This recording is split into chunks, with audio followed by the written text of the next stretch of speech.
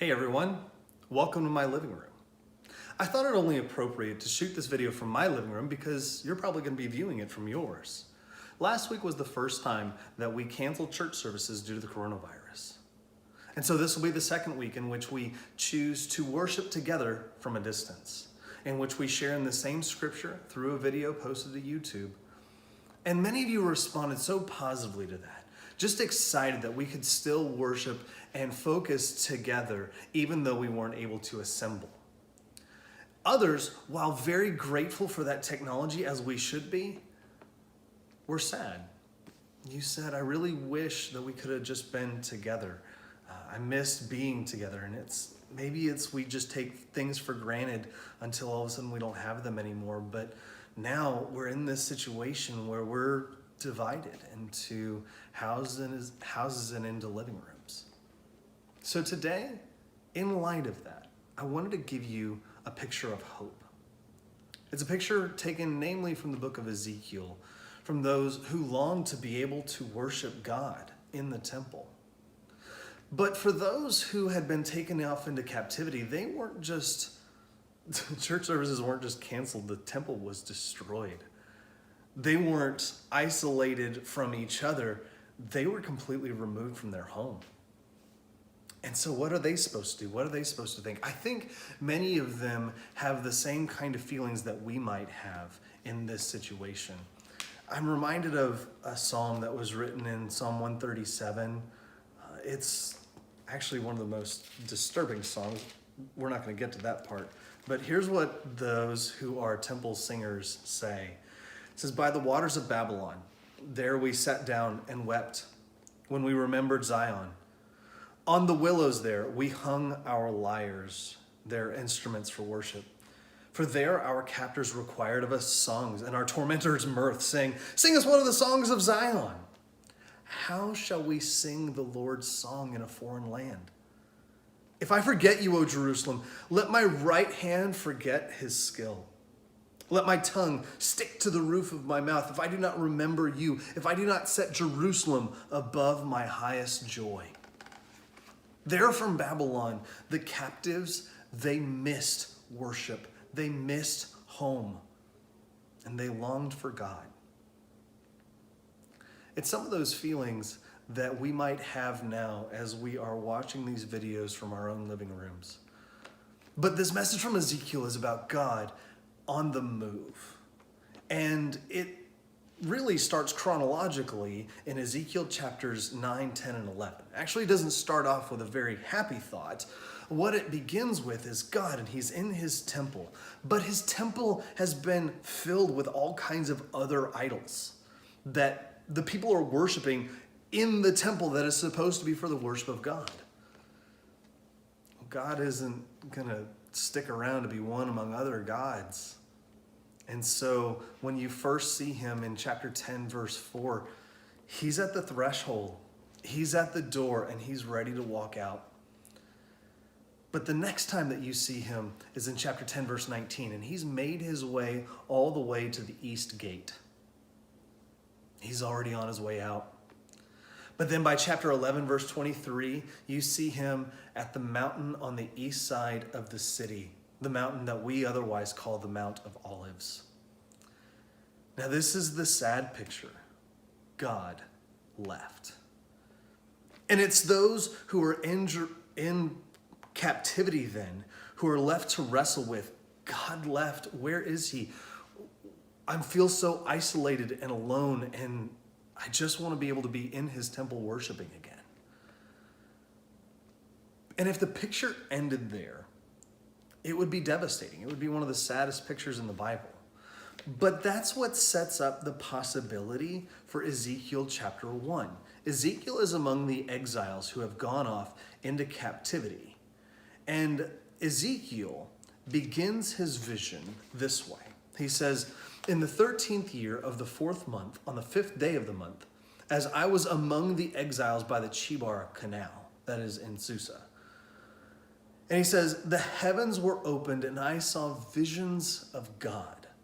On the 5th day of the month, it was the 5th year of the exile of King Jehoiachin. the word of the Lord came to Ezekiel the priest, the son of Buzi, the land of the Chaldeans, by the Chebar Canal. And the hand of the Lord was upon him there. Now that might seem benign and kind of weird, but the rest of chapter 1 goes on to talk about God, and he's on this throne, but the throne is kind of weird because it's got all these wheels and they're spinning in all kinds of different directions. It's almost like God's wheelchair. But God hasn't been handicapped by this situation. The message of Ezekiel chapter 1 is that God, while he left the temple and left Jerusalem, is now there among the exiles at the Chebar Canal. God was on the move. So here's the message that we need to take from that. Even when God feels far away, even when worship feels far away, there's a few things that we need to know about God. One thing that we recognize a lot is that God is omnipresent. God is everywhere. And because of that, he was never meant to be contained and confined in a building in Jerusalem. But there he was bringing hope to those in captive, and he was going to be among them. So that also brings another thing, and that is the ability for them to worship away from the temple. Things would never be the same, really, again, there in Jerusalem at the temple. But they wrestled and they fought for it, and they built even another temple by the time they got back, but nothing was ever quite the same. Yet, they're in captivity. They're away from Jerusalem. What you see is the Jews, and they're clinging to God as God is with them. So I want to talk to you about a few things that began in the Jewish captivity there in Babylon. Because there are a few things that started then that really hadn't existed before that. First is there were no existence of synagogues before that. In fact, the earliest synagogue that there is that we have found is in Samaria, and it's from, I think, 125 BC. Synagogue was a gathering of 10 or more Jewish men and their families away from wherever Jerusalem might be so that they could worship together. Those didn't exist before that. And so now, starting at the captivity is the first time that you really see synagogues come into play. But here's a few more things that you see in the captivity where they were longing for worship and they were desiring closeness with God and a God who was willing to come to them. And that is a focus on daily prayer. There are 3 Jewish prayers which they still remember and pray daily. That is not exact words, but exact times and messages that they pray on a daily basis. I don't remember the Hebrew terms, but there were 3 prayers. And you can even see those beginning there in Daniel chapter 6, when Daniel was told by the edict of the king, don't pray. Don't pray to anybody but me. Daniel went, do you remember how many times he prayed facing Jerusalem? 3 times a day. There was in their captivity a growing desire for worship in smaller groups, a growing desire for daily prayer and individual communion with God. And then, far greater, was an increased reading of the law and the scriptures. There was mandate for reading of the scriptures constantly, even back in the Old Testament before the captivity. Things like in Deuteronomy where it says, bind them on the doorposts of your house and carry them with you always. But there was never such intense reading of the law as there was during the captivity when God felt far away. So here's what you see among the Jews and what that distance created for them. A desire for small groups, a desire for prayer, and a desire for reading scripture. Here's why that's really cool. Right now, as we're separated to our own homes, there's not a lot that we can do to worship together, but there is. There are ways that even though we're not going to be able to sing 4-part harmonies in the church building, that we can worship together. We can focus on an ability to have small groups and gather into each other's homes for those for whom it is safe. But then for others, we can worship more in reading our scriptures more, in praying more, and therefore committing ourselves to constant devotions.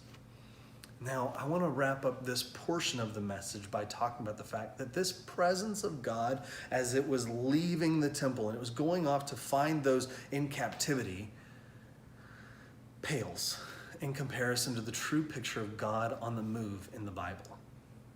Because in John chapter 1, what it says was that the Word became flesh and dwelt among us. God was on the move and he was ready to come to us. And it was in the life and body of Jesus Christ. That is the ultimate picture of, even though we at that time felt like God was distant and away from us, God was chasing us. And how beautiful is that? It is only in that we then get to have a relationship and fellowship with him. But now as we wrap up this message, I want to give to you just a few questions to discuss among yourselves. The first is, what are the ways that we can maintain community together and a sense of closeness with all of our other church family while we are separated by the coronavirus? That's question one. Question number two is, how can we, even though separated from communal worship to God, how can we maintain and even increase closeness with God during these coming weeks? Here's the third question. What prayers should a Christian be praying in the middle of this situation? These are three things that I want you guys to discuss among yourselves, and I bid you a great study. But as much as we are going to miss each other and long for each other, I hold out a few things. One is just hope that this isn't going to last long. And second, that even though I'm not getting to sit in the room with all of you, I want you to know from me personally that I love you and I can't wait to see you guys or even just talk to you guys on the phone. Enjoy the rest of your worship, and God bless.